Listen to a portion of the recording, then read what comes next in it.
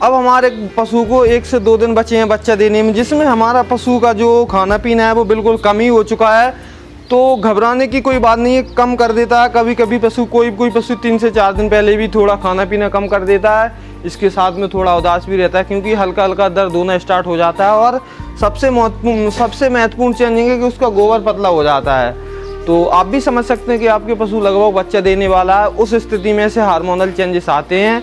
तो आशा करते हैं आपको जानकारी अच्छी लगी होगी। ऐसी ही और जानकारी पाने के लिए चैनल से जुड़ना ना भूलें।